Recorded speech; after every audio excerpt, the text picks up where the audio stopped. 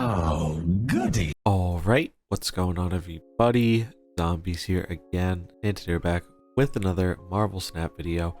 So in this one, we're taking a look at decks for all the different pools that can utilize the new Season Pass card, the Silver Surfer.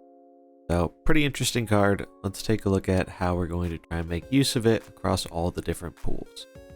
So we're starting out with Pool 1 here, and probably unsurprisingly, we're going to be using an Odin deck, as Silver Surfer is on reveal, so we have the potential of getting that off for a second time. Other than that, we are really just jam-packing a lot of the best 3-drops that Pool 1 has to offer in here, such as Ironheart, obviously good with Odin, Bishop, who's good because we have a bunch of cheap stuff to pump him up, Wolfsbane, good with Odin and good on her own, Mr. Fantastic, going to be especially nice with that Silver Surfer boost, and Captain America to just buff up all our other stuff in the lane while being pretty reasonable power itself. We do put a White Tiger in here at the top end just because I wanted a little bit more synergy with the Odin and the on reveal stuff, and it's nice to be able to fight for another lane. And then the rest of the deck, we just have some cheap 1-drops because obviously we have a bunch of 3-cost stuff and we want to be playing 3-cost stuff. It's going to be nice to have some 1-drops that we can kind of sneak in there with the 3-drop on turn 4 or turn 5. We have Ant-Man, Squirrel Girl, and Nightcrawler here. And those are going to be kind of doing a lot of work. And then the last card, we have Angela, who's just generally good in a deck like this, as we're going to be playing a decent amount of cards, and we can just play to her lane and still pump her up to a pretty high power. So overall, Pool 1 doesn't have a ton of amazing cards to use with the Silver Surfer, but I do think this should be solid enough if that's where you're at.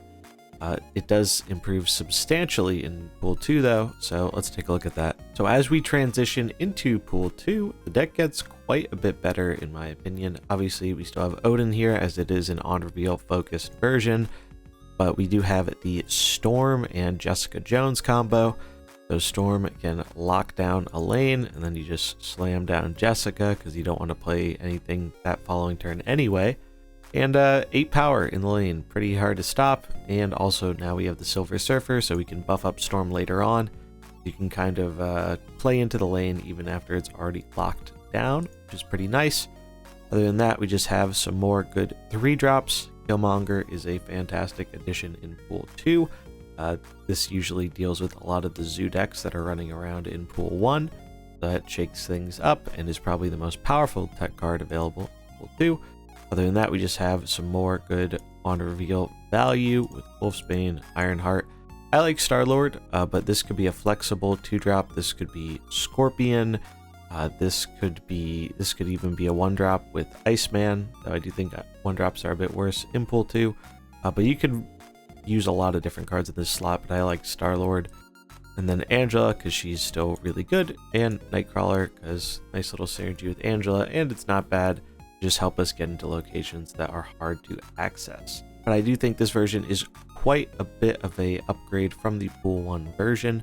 So if you have the cards, definitely would suggest giving this a shot. Let's check out what we have in Pool 3.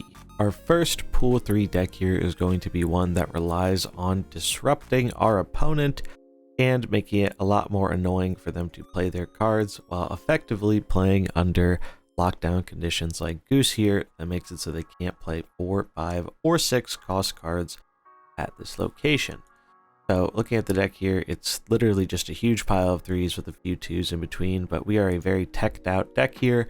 So we have Armor, just very good tech at shutting down opposing destruction plans, really mess the opponent up. Blizzard, just good power for the cost.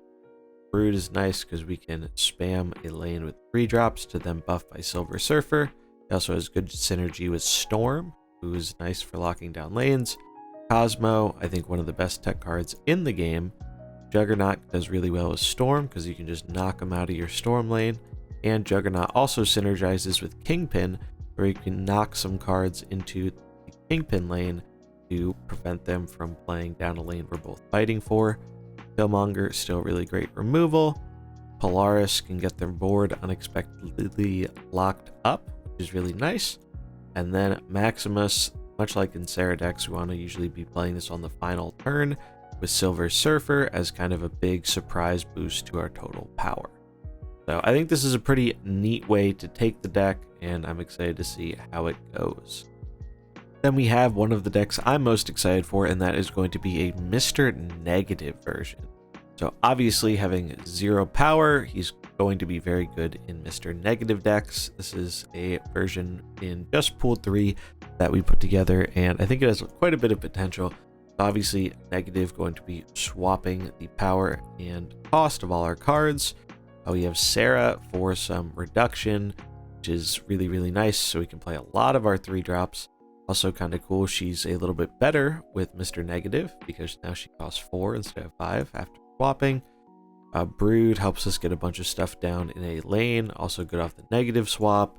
Wolfsbane, nice little payoff for filling up a lane.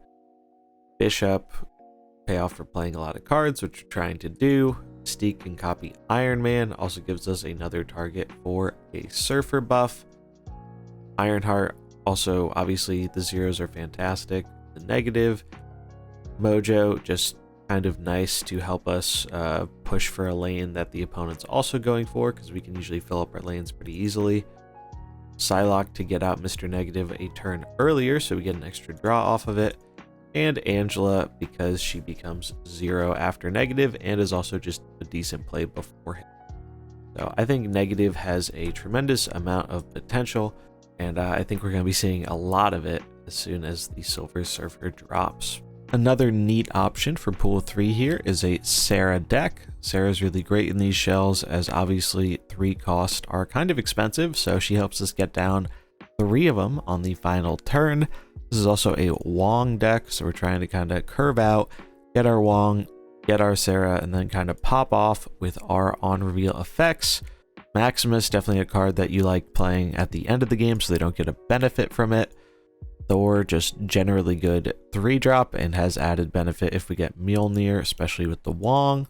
Polaris and Debris provide some very valuable disruption. Mr. Fantastic helps us fight for a variety of lanes, which is always nice. Brood helps us fill up a lane quickly, which is nice for Wolfsbane. Ironheart, obviously always good with Wong and can get buffed up by the Surfer. And then Psylocke to cheat out our Sarah a little bit early, or just get some multiple 3-drop play turns.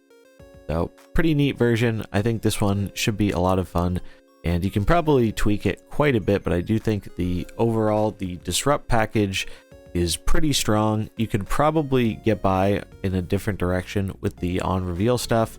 I like the on reveal direction, but there are a lot of good 3-drops in Pool 3, so you could probably go a variety of ways with a Sarah deck and the Silver Surfer. Then next up, we're going to take a look at Pool 4 and 5 options here. So I think Bast is the big winner for the Silver Surfer decks, and Cerebro 3 is one that people often bring up. It's a little bit of a meme, because obviously if you're buffing your Cerebro and you're buffing your other 3-power things, the Cerebro isn't going to get the buff, but you can set Cerebro to 3, same with Mystique, with Bast, who is just such a powerful card in a shell like this, and so you actually do get even more benefit from the Silver Surfer buffing effect. So that's pretty cool. I think that's pretty sweet. We can also buff up our Surfer. Now this is a deck you can also play in Pool 3. You would just cut Bast for another good 3-power option. Some would consider Hawkeye, as that's kind of one of the best 3-power 1 cost, or you could run another tech card like Shang-Chi, but overall, deck should still function pretty decently in Pool 3. I think if you do have Bast, it is a pretty significant upgrade to what this deck is trying to do. Another Pool 3 card you could consider in a shell like this would be Valkyrie. You'd probably run it over Professor X, but I do think X in the current environment has a bit more utility. Also, I don't have access to Valkyrie yet, but if you have her, you could try her in this type of shell. And then the last deck we have here is making use of Bast with the Mr. Negative shell. Now this isn't a huge amount of cards different from our Pool 3 one, but I think it is significantly better because Bast allows us to have a bit more power presented when we're playing our powerful cards, such as Psylocke and Mr. Negative. them being 3 power is really, really insane. Same with Angela and Iron Man. It just gives us a nice backup way to get payoff from our deck if we don't hit the Mr. Negative, which we aren't going to do every game. So really adds some nice consistency there. And on top of that, we just have so many good zeros and cheap stuff to play after the negative effect. The deck is just very, very effective and resilient and can win in a variety of pretty surprising ways. That is going to wrap it up for this video, though. Definitely let me know what you're excited to be trying out with the Silver Surfer in the comments below. And at the time of this going up, I should be streaming, testing out the Silver Surfer live. So if you want to see some more Snap gameplay with some of these decks, definitely make sure to come on by. Link in the description. That's going to wrap it up for this one. If you enjoyed it, remember to like and subscribe, and I'll catch you in the next one. Peace.